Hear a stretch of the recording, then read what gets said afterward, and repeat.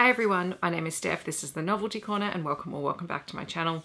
Today I have a books beside my bed video for you where I wrap up the last 7 days worth of reading. This is my reading week from the 4th until the 10th of February. It was an interesting week and some of my reading reflects that, but I'm going to share with you all of the books that I read in the last week. It's very eclectic, so let's jump into it. The first book that I read was a middle grade title called Tumble Glass by Kate Constable. Now I have a review of this on my kids book channel, which is Little Bookish Teacher. This is an Australian middle grade time slip novel about a girl called Rowan who falls through time while helping her sister to paint her sister's bedroom. And the two of them end up in 1999.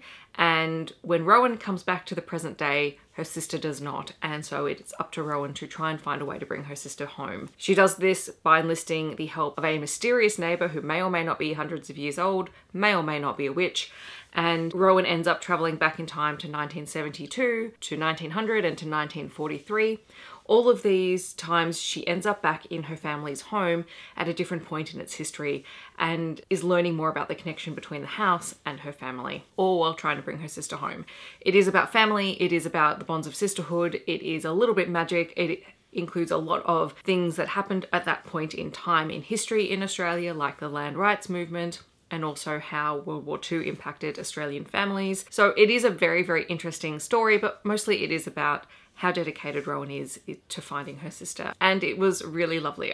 I don't think I've read Kate Constable before, but I would definitely pick up more books by her. And this book does have potential to have some kind of follow-up, maybe with one of the side characters, but we shall see. I also had my members reading vlog. My members actually got to choose a number of books off my TBR cart and I put them into a spinner wheel and I used that to decide what I was reading over the weekend. In last week's Books Beside My Bed video, I talked about office hours. After that, I read Legends and Lattes by Travis Baldry, which is a cozy fantasy story that everyone absolutely loves and I was terrified I was going to hate. I did not. I actually really enjoyed it. I probably don't have the same absolute passion for it that everyone else does, but that's just because that fantasy is not where my passion lies, but I did enjoy it. It is a very lovely read. It is about an orc called Viv who was a mercenary but has decided to give all that up because she has dreams of opening a coffee shop. The only problem with that is that no one in this world really knows what coffee is, but Viv has tried it once and all she's thought about is opening her own coffee shop. But with a little bit of magic and a whole lot of beautiful personality, Viv ends up drawing all of these amazing people to her. There's a builder, there is a shop assistant who is also a succubus, there is a very, very cool little baker character who I absolutely adore, who makes the most delicious sounding treats, and also a whole host of loyal customers who are skeptical at first but come to trust Viv and her shop, and the whole thing has a beautiful found family element to it. There is, of course, a plot about someone trying to undermine Viv and her endeavour, but the rest of it is really about how this found family comes together and how they help solve the problems that they face throughout the story. So a wonderful book. And then the third and final book that I read for that vlog was The Bodyguard by Catherine Center. I had heard about this from Brie and she had really enjoyed it and I was very excited to try it. It is a closed door romance, but don't let that put you off because this was so much fun. Hannah Brooks looks like an ordinary woman, except she's an executive protective agent or bodyguard. And at the very beginning of the book, her mother has just died, and despite the fact that she wasn't very close to her, she's obviously grieving and she's put on leave by her boss. And that same night, her boyfriend, who also works at the same agency, dumps her in a very unpleasant manner. And so of course she's grieving on multiple layers and really questioning her sense of self. And when she returns to work a couple of weeks later, her agency has been hired to protect Hollywood superstar Jack Stapleton, who is in town because his mother is unwell. Despite being estranged from his family, Jack is home because he wants to be there for his mother. But he happens to have a middle-aged corgi-owning stalker who, anytime he's in town, manages to figure it out and send him some very inappropriate things. Jack doesn't want his family to worry about him, so he requests that Hannah pretend to be his fake girlfriend for the duration of their trip. They end up having to stay at the family home. There's only one bed. It is a delightful time.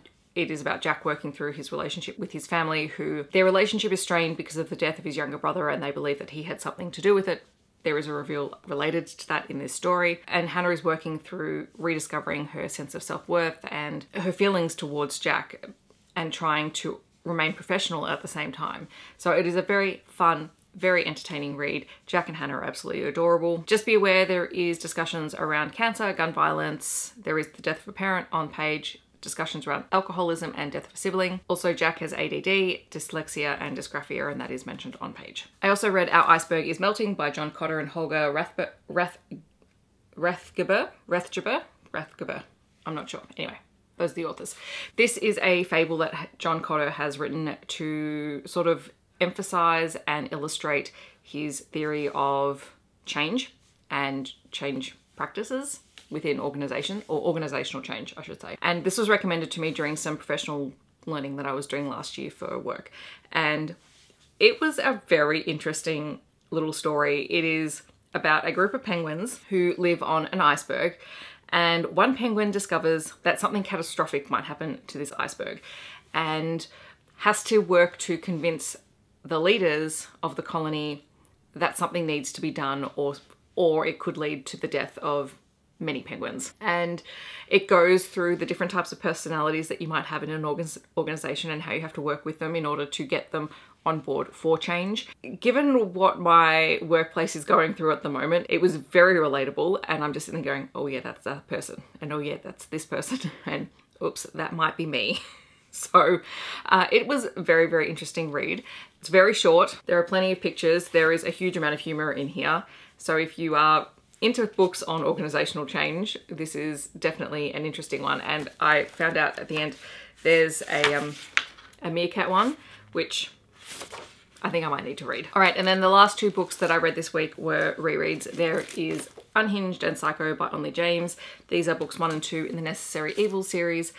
I am doing a reread before the final book comes out, which is supposed to be this week, but I'm not convinced that that's going to happen. So I just figured I'd start my reread. And look, I read them both on probably the 2 worst days that I had this week. And I don't know what it says about me that on really bad days, I want to read dark romantic suspense books with psychopaths in them, but here we are. These are both rereads for me, so I'm not going to spend heaps of time on them. The entire series is about a group of brothers who have been adopted by a billionaire, and all of them have psychopathic tendencies, and the man that adopted them has raised them to basically be vigilante killers.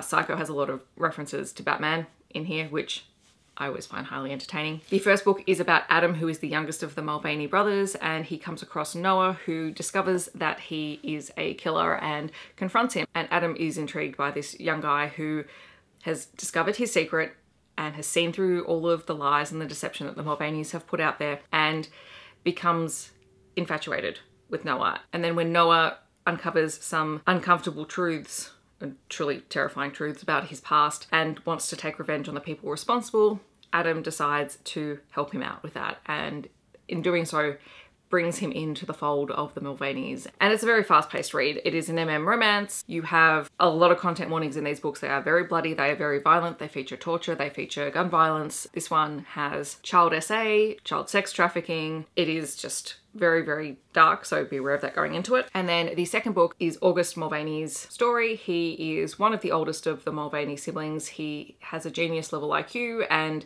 he is a professor at a local university. And his path crosses with Lucas Blackwell, who is a former FBI agent who's been disgraced because people believe that he is nuts. Because he is psychometric, he can touch people and objects, and he can get a sense of their history and their past. That's how he discovers that August is a killer, and is obviously terrified by that. August is immediately intrigued by Lucas, and then August discovers that Lucas is investigating an FBI agent who he believes is responsible for a string of murders, and that the killer might have followed Lucas to town. Content warnings in here for graphic, violent essay and death of women, so be aware of that going into this book. There is just something oddly compelling about this series, and I am glad I have, 4 more books to reread before I get to the newest book, because I think I'm going to need them. That is my wrap up for this week. In the comments, I would love to know if you've read any of these books or if you're planning on picking any of them up. If you want to let me know that you're here but you don't want to leave a comment, feel free to leave a penguin emoji down below. Otherwise, I hope that wherever you are in the world, you're staying safe and healthy, and I will see you in my next video.